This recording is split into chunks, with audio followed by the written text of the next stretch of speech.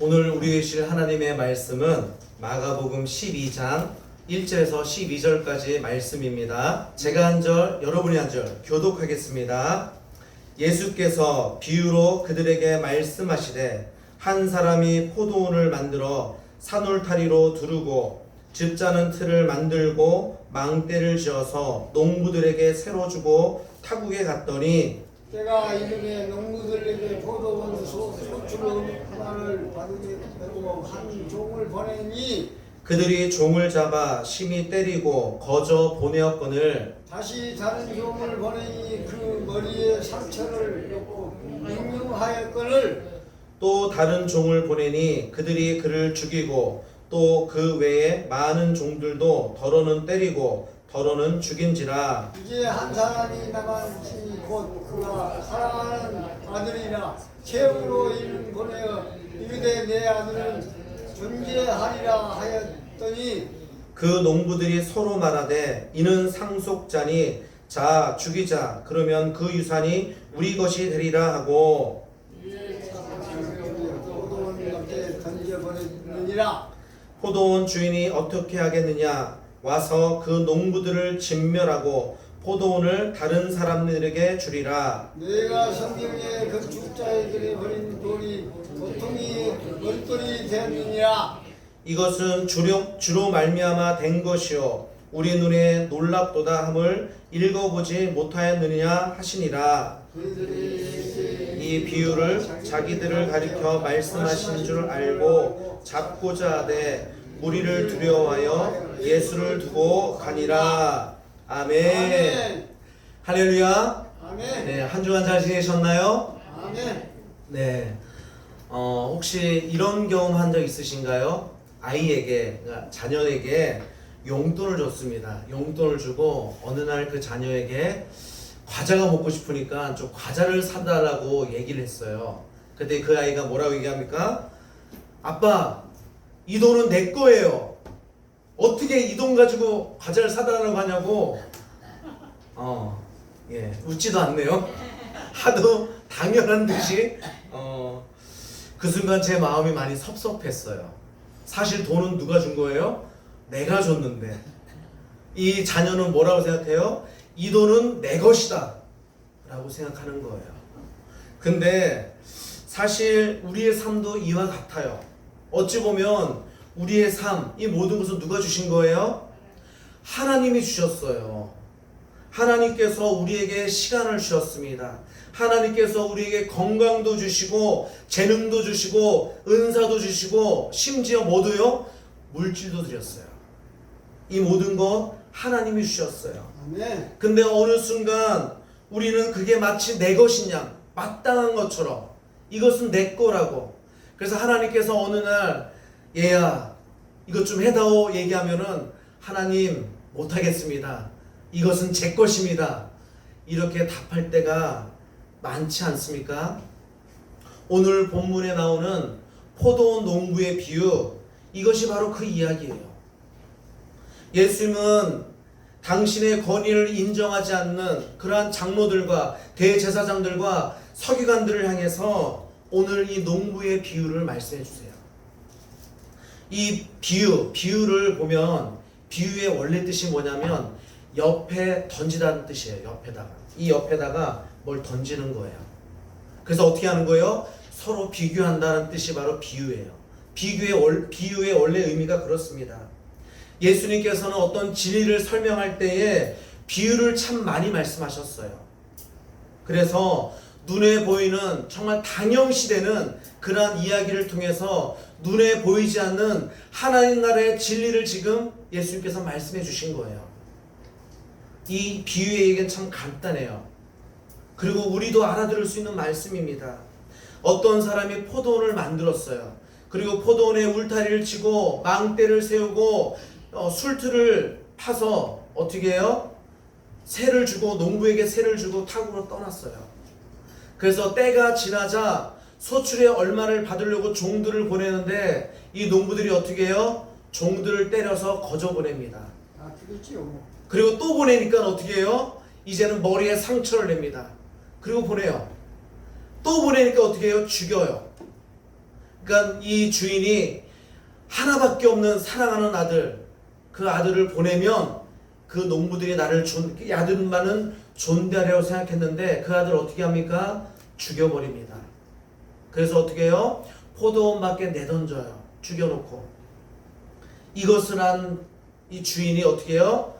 찾아가서 농부들을 진멸하고 다른 사람들에게 내주는 그러한 것이 오늘 말씀의 비유예요.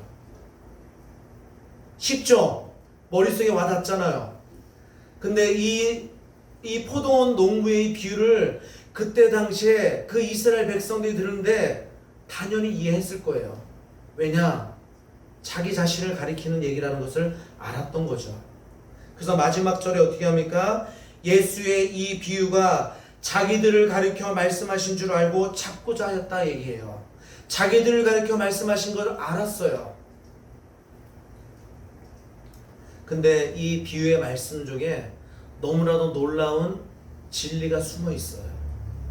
이 비유의 말씀에서 하나님과 이스라엘 간의 언약의 말씀이 나옵니다. 언약 관계. 그리고 기독론이 나옵니다. 교회론이 나와요. 그리고 하나님 나라에 대해서 말씀하고 있어요. 정말 입체적으로 이 비유 한마디 가지고 모든 것이 다 드러났어요. 정말 예수님의 이 비유의 말씀을 묵상하면 묵상할수록 너무나도 신비롭고 어떻게 하죠? 이걸 어떻게 설명해야 될지 너무나 기대하는 마음으로 이 자리에 섰습니다. 정말 이 비유의 말씀을 들으면서 우리가 하나님 앞에 도전이 되고 은혜가 되고 이 놀라운 말씀을 가지고 정말 하나님 나라의 그 진리를 붙잡고 살아갈 수 있는 그러한 저와 여러분 되시기를 주님의 이름으로 축복합니다. 아멘. 저는 이 많은 진리들 가운데 세 가지를 놓고서 은혜 받고자 합니다. 첫째, 우리는 청지기의 삶을 살아야 된다는 거예요. 우리는 어떤 삶을 살아야 된다고요? 청지기의 삶. 청지기가 뭡니까? 청지기는 주인이 아니에요. 청지기는 그냥 맡겨진 그 일을 감당하는 자가 바로 청지기라는 거죠. 포도원의 농부가 그렇습니다. 포도원의 농부, 포도원의 주인이 아닙니다. 포도원 주인은 따로 있어요. 농부들은 단지 맡겨진 자들입니다. 예수님은 대제사장들과 서기관과 장로들을 향해서 마음이 악한 농부들처럼 탐욕으로 가득 차 있음을 고발하는 것이 바로 오늘 말씀이에요. 하나님은 이스라엘 백성들 중에서 지도자를 택했어요. 지도자를 택해서 하나님의 뜻을 바르게 가르치고 선한 길로 인도할 책임을 맡겨주셨어요. 하지만 그들은 어떻게 합니까? 그 책임을 다하지 아니하고 이 성전 맡은 자가 강도의 소굴로 만들었다는 얘기예요. 만민이 기도해야 될 그 집을 강도의 소굴로 만든 자들이 바로 이 이스라엘의 종교 지도자들이었습니다. 왜 그랬을까요? 이들은 돈과 권력의 온 마음을 빼앗겼어요. 하나님의 아들이신 예수님이 인기가 드높아지자 많은 백성들이, 많은 무리들이 예수님을 따르자 그 기득권을 빼앗기지 않으려고 예수님을 죽이려고 해요. 왜 이렇게 탄심이 생겼을까요? 왜 이렇게 시기와 질투가 가득했을까요? 자기의 위치를 몰라서 그래요. 예. 자기가 하나님의 청지기임을 잊어버렸기 때문이에요. 율법에 보면 과일나무를 심으면 3년 동안은 부정한 것으로 여겼어요. 그래서 열매를 따먹지 못하게 되어 있습니다. 율법에 나와 있어요. 그리고 4년째 거둔 열매는 누구 거라고요? 하나님 것이라고 하나님께 다 바쳤어요. 그럼 언제부터 먹을 수 있는 거예요? 5년 돼서 먹을 수 있어요. 때가 되었다는 얘기는 바로 5년 지나서 이 주인이 누구한테요? 농부한테 소출을 얼마를 요구한 거예요. 5년이란 세월 짧습니까? 깁니까? 긴 것 같아요? 짧은 것 같아요? 세월이 빠릅니다. 화살같이 빨라요. 네, 화살같이 빠릅니다. 맞아요. 근데 그 5년이라는 세월 동안에 주인이 보였어요? 안 보였어요? 주인은 보이지 않아요. 그리고 이 포도밭은 누가 가꾸는 거예요? 농부가 지금 열심히 가꾸고 있었어요. 그러다 보니 마치 이 포도원이 뭐처럼 느껴진 거예요? 자기 것으로 내 것이냐 느껴진 거예요. 그리고 때가 지나서 소출을 받으려고 온 종들을 보고서 이거 내 건데 너한테 왜 주냐고. 그리고 거저 보낸 거예요. 우리의 삶, 우리의 건강, 우리에게 주어진 시간, 그리고 우리의 자녀, 우리의 가정, 심지어 우리의 재산 다 누구 겁니까? 사실은 하나님 것이에요. 아멘. 근데 우리는 이것을 잊어먹을 때가 참 많습니다. 자기 자녀조차도 내 것이냐, 내 마음대로 하려고 합니다. 내 것은 머리털 하나도 없습니다. 내 것은 알몸으로 우리는 태어났잖아요. 그럼 알몸으로 가는 게 맞아요. 근데 우리는 뭐예요? 내 것이냐, 이렇게 생각할 때가 많다라는 거죠. 우리는 그저 청직일 뿐이에요. 근데 우리는 자꾸 이것을 잊어먹습니다. 끊임없이 잊어먹어요. 내가 수년 동안 성실하게 이렇게 일해서 이렇게 재물을 모았고, 내가 성실하게 일해서 이렇게 가정을 차렸고, 집을 세웠고, 이렇게 된 것이라고. 하나님은 여기에 아무런 도움을 주지 않았다고 생각해요. 5년 동안 주인은 보이지 않았잖아요. 주인이 한 일이 아무것도 아니라고 생각한 거예요. 그러나 사실 이 모든 것 하나님께서 맡기셨고 하나님의 은혜로 주어진 거예요. 성경에 맡은 자들에게 구할 것은 뭐라고 얘기합니까? 충성이에요. 그죠? 하나님은 우리에게 완벽한 것을 요구하지 않아요. 어떤 것을 완벽하게 해낼 것을 요구한 게 아니에요. 하나님이 구하신 것은 단 한 가지, 충성을 요구해요. 내 것이라고 주장하지 말고 맡은 자답게 살라라고 말씀하고 있어요. 얼마 전에 세계적인 부호 빌 게이츠 아시죠? 빌 게이츠가 선언했더라고요. 자기 재산 전부를 뭐 한다고요? 세계를 위해서 다 기부해야겠다고. 참 빌 게이츠가 돈을 참 많이 벌었죠. 근데 많이 번 만큼 기부도 참 많이 했어요. 10년 동안 얼마나 기부했냐면 100억 달러를 기부했대요. 100억 달러. 우리나라 돈으로 환산하면 약 135조 원이래요. 130억도 아니고 135조. 조단입니다. 엄청 많이 기부했잖아요. 부차입니다. 자동차. 네. 근데 앞으로 20년 동안 이제 1945년이죠. 아니 1945년이야 참. 2045년 동안에 전 재산을 다 넣겠대요. 그게 2천억 달러래요. 2배. 지금까지 기부한 거에 2배. 270조 원을 기부하겠대요. 2025년이에요. 예, 지금 2025년인데 20년 뒤니까 얼마예요? 2045년. 본인이 죽어서도 이 재산은 계속 있잖아요. 그 재산 전체를 다 어떻게 한다고요? 2045년 될 때까지 다 기부하겠다는 얘기예요. 자기가 죽어서도. 나는 부자로 죽고 싶지 않대요. 그거 한 말이 있습니다. 이 재산은 내 것이 아니라 인류를 위해서 맡겨진 것입니다. 이 얘기를 했대요. 빌 게이츠가 기독교인입니까? 빌 게이츠는 기독교인인지 모르겠어요. 아닌 걸로 알고 있는데, 기독교인 우리 믿음의 사람의 눈으로 봤을 때 이 일이 얼마나 크게 다가오는지 모르겠습니다. 내 재산은 내 것이 아니라, 이 재산은 내 것이 아니라 인류에게 맡겨진 것입니다.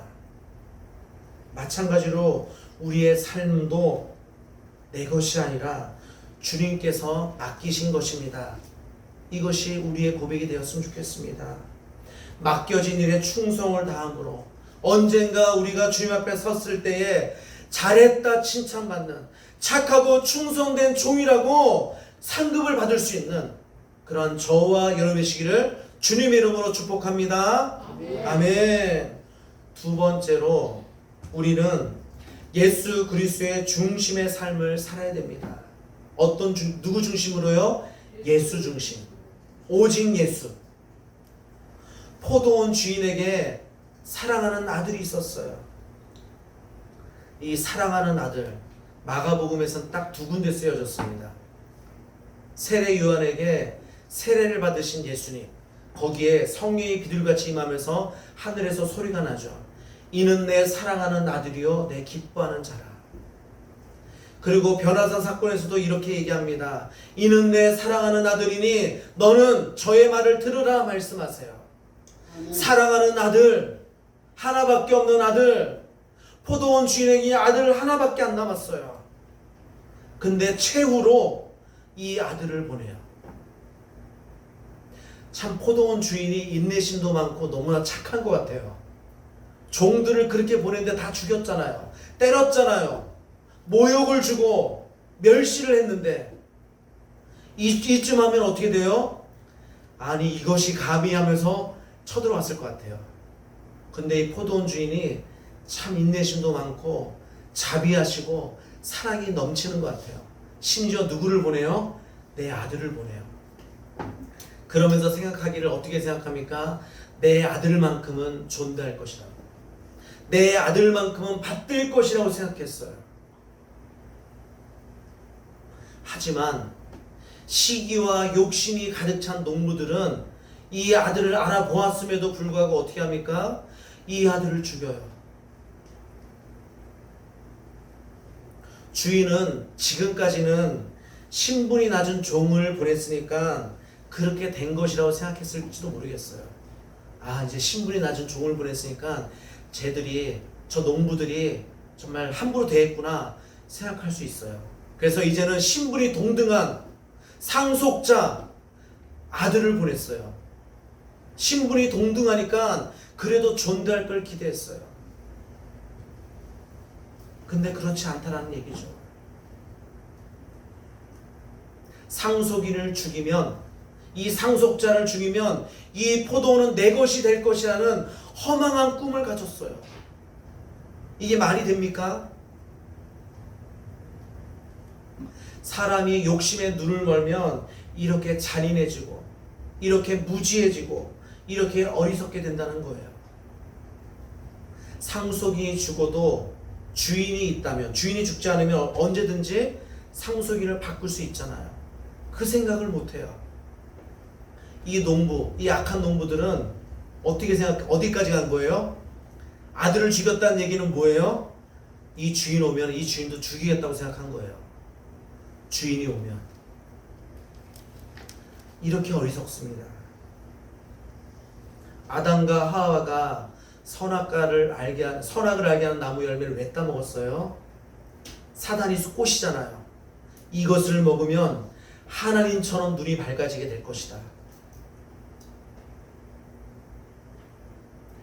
이 세상에 있는 모든 것을 다 하나님께서 맡기셨는데 아담과 하와는 그걸로 만족하지 못한 거예요. 하나님처럼 되고 싶었어요. 그래서 선악과를 따먹습니다. 야곱이 어떤 이름을 받았습니까? 이스라엘이라는 이름을 받았어요. 이스라엘의 이름의 뜻이 뭐예요? 하나님과 겨루어 이겼다는 뜻이에요. 이스라엘의 뜻이 그겁니다. 하나님이 정말 힘이 약해서 야곱에게 진 거예요? 야곱의 그 간절한 기도 때문에 하나님이 들어주신 거잖아요. 근데 우리는 반대로 생각해요. 내가 열심히 기도해서 내가 잘나서 하나님이 이겼다고 생각해요. 농부들이 이렇게 어리석었어요. 주인이 어떻게 했습니까? 농부들을 진멸하고 포도원을 다른 사람들에게 줍니다. 이것이 결론이에요. 예수님은 이 말씀으로 자신이 누구인지를 이들에게 말씀해 줬어요. 자신이 누구예요? 권위를 가지신, 하늘의 권위를 가지신 하나님이 보내신 사랑하는 아들이 바로 자신이라는 것을 말씀해 줬어요. 그러나 농부들이 죽였듯이 누가요? 종교 지도자들이, 대제사장들과 서기관들과 장로들이 예수님을 성 밖에서 골고다 언덕에서 죽일 것을 미리 말씀해 준 거예요. 포도원 밖에 버렸듯이 예수님을 그렇게 버려 죽일 것을 미리 말씀하십니다. 아들의 죽음으로 정말 주인의 계획이 무산된 것 같아요. 그죠? 그리고 포도원 농부의 계획이 실행될 것처럼 느껴졌을 거예요. 하지만 예수님은 이 말씀을 끝맺지 않습니다. 승리를 약속하셨어요. 우리 10절, 11절 말씀을 읽어봅니다. 시작. 너희가 성경에 건축자들의 버린 돌이 모퉁이의 머릿돌이 되었나니 이것은 주로 말미암아 된 것이요 우리 눈에 놀랍도다 함을 읽어보지 못하였느냐 하시니라. 아멘. 이 말씀은 시편 118편의 말씀을 인용한 말씀이에요. 모퉁이의 머릿돌, 혹시 뭔지 아십니까? 집을 세울 때에 벽과 벽에 결합하는 부분이 있잖아요.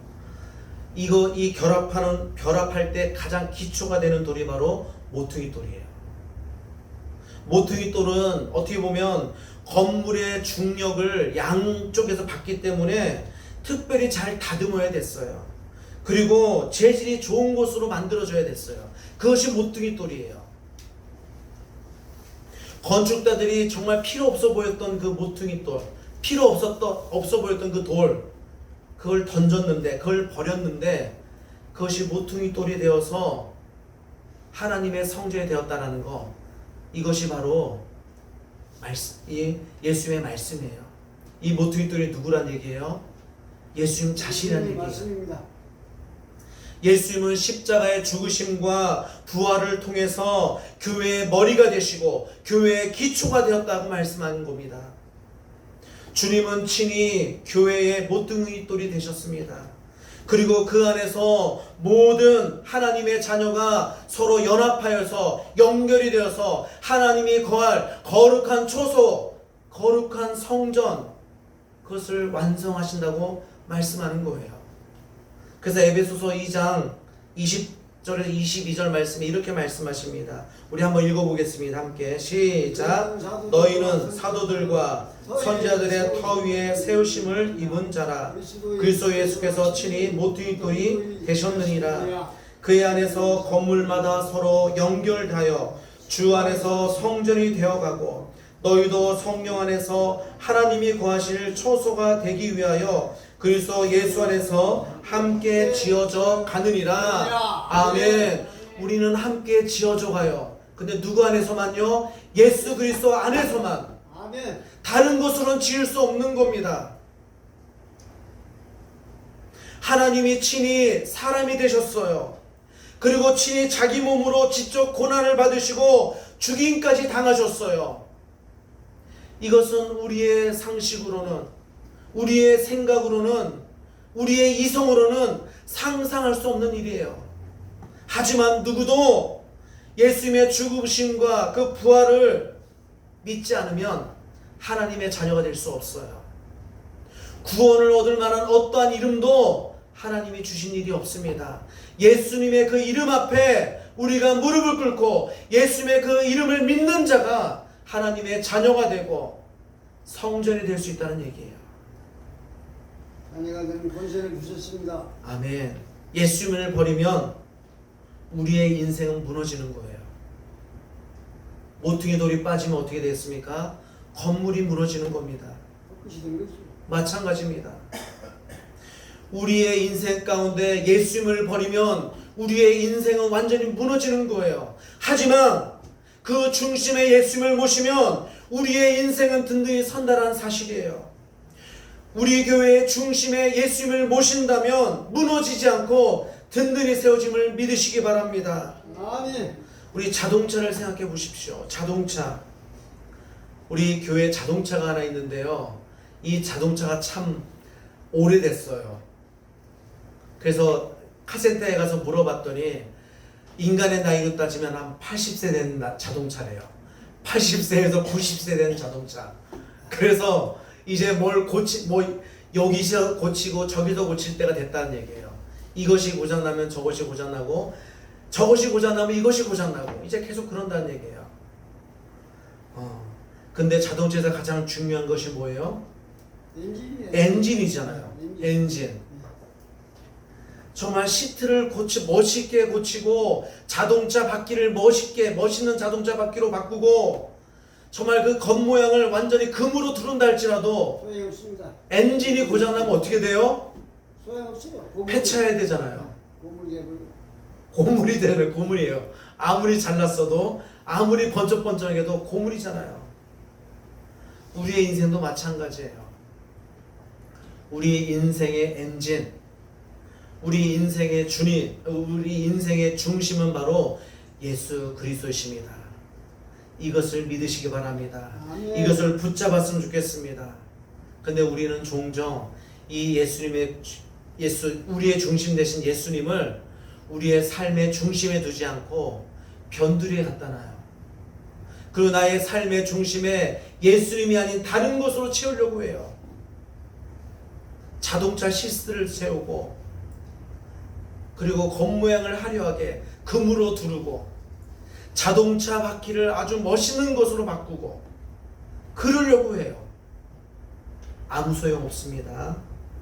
내 인생의 중심에 예수님을 모시고 그렇게 살아감으로 주님과 함께 하나님이 거하실 거룩한 처소로 지어져가는 그러한 저와 여러분 되시기를 주님의 이름으로 축복합니다. 아멘. 아멘.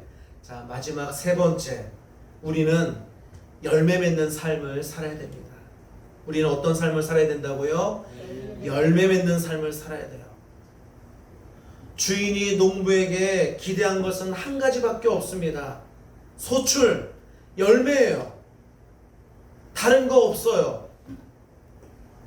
아무리 농부들이 땀 흘려 일을 했다 하더라도 주인에게 돌려줄 열매가 없다면 아무 소용이 없어요. 예수님이 하신 이 비유, 이사야 5장에 나오는 포도원의 노래를 각색한 거예요.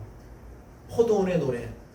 이스라엘 백성들은 이 예수님의 비유의 말씀을 듣고 한 가지를 떠올랐을 거예요. 바로 이사야 5장에 나오는 포도원의 노래. 이사야 5장 1절부터 시작됩니다. 포도원 주인이 땅을 팝니다. 그리고 돌을 제거해요. 그리고 극산품 포도나무를 심습니다. 그리고 어떻게 합니까? 울타리를 두르고 망대를 세우고 술틀을 팠어요. 그래서 정말 이제 극산품 포도나무를 심었으니 당연히 극산품 포도가 열릴 것이라고 기대하면서 그렇게 오랜 세월을 기다렸어요. 기다리고 기다렸는데 뭐가 나와요? 들포도가 나온 거예요. 들포도가 나왔어요. 그래서 어떻게 합니까?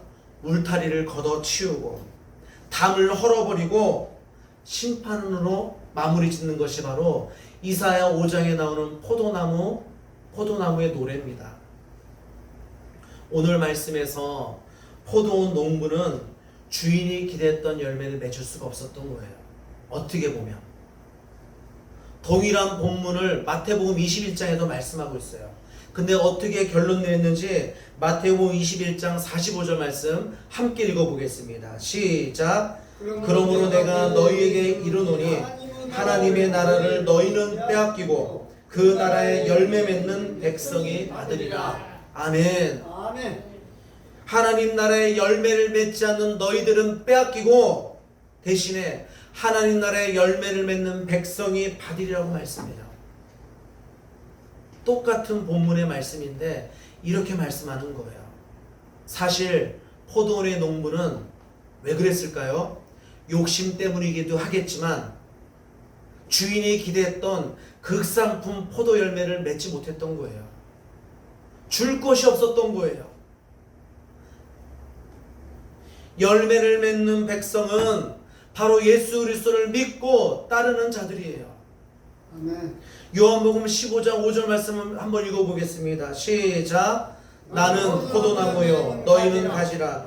그가 내 안에 내가 그 안에 거하면 사람이 열매를 많이 맺나니 나를 떠나서는 너희가 아무것도 할 수 없느니라. 아멘. 포도나무 비유를 이렇게 말씀한 거예요. 포도나무의 농부는 하나님이세요. 근데 포도나무가 누구라고요? 예수님.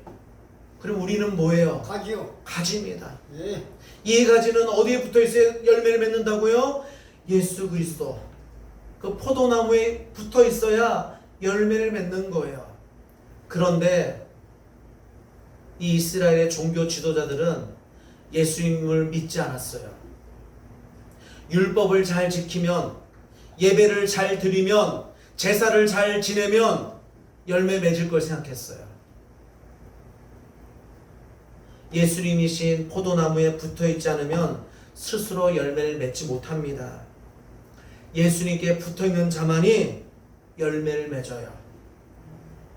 열매를 많이 맺는 자, 이것은 이 열매를 많이 맺는 자를 어떻게 한다고요? 하나님께 영광을 받을 것이고 예수님의 참 제자가 된다고 말씀하세요. 우리가 예수님을 따르기를 원합니까? 예수님의 참 제자가 되기를 원하십니까? 예. 열매를 맺어야 됩니다. 열매를 맺기를 소망합니다. 어떤 열매가 있을까요? 성령의 9가지 열매도 있어요. 또 어떤 열매 있습니까? 회개의 열매도 있고요. 아멘. 섬김의 열매도 있고요. 열매는 너무나 많이 있습니다. 예수 그리스도의 성품을 나타내는 열매도 있고 전도의 열매도 있고 너무나도 많은 하나님 나라를 위해서 주어진 많은 열매들이 있어요. 그 열매들을 주렁주렁 열무로 하나님께 영광 돌리는, 그리고 예수님의 참 제자가 될 수는 그러한 저와 여러분이시기를 주님의 이름으로 축복합니다. 아멘. 아멘. 말씀을 맺겠습니다. 사랑하는 성도 여러분, 예수님의 이 말씀은 정말 우리에게 너무나도 많은 도전을 줘요. 우리는 주인의 것을 맡은 청직이에요. 또한 우리는 예수 그리스도께 붙어있는 가지입니다. 우리는 그렇게 반드시 열매를 맺는 그러한 삶을 살아야 된다라고 주님께서 도전해주고 있습니다. 하나님께서는 지금도, 예수님께서는 지금도 저와 여러분에게 질문하십니다. 너는 내 포도원에서 어떤 열매를 맺고 있느냐? 이 질문 앞에 우리가 진지하게 주님 앞에 서게 되기를 예수 그리스도의 이름으로 축원합니다. 아멘. 우리 함께 고백하겠습니다. 주님, 제 삶의 주인은 주님은 제가 아니라 제가 아니라 주님이십니다. 아멘. 주님께 열매를 드리는 청지기의 삶을 살겠습니다. 진지의 삶을 살겠습니다. 다시 한번 하겠습니다. 주님, 내 삶의 주인은 삶의 주인은 내 것이 아닙니다. 내 것이 아닙니다. 주님의 것입니다. 주님의 것입니다. 주님께 열매 드리는 이렇게 열매 드리는 청지기의 삶을 살겠습니다. 천지의 삶을 살겠습니다. 자, 이러한 고백을 하는 저와 여러분의 시기를 주님의 이름으로 축복합니다. 아멘.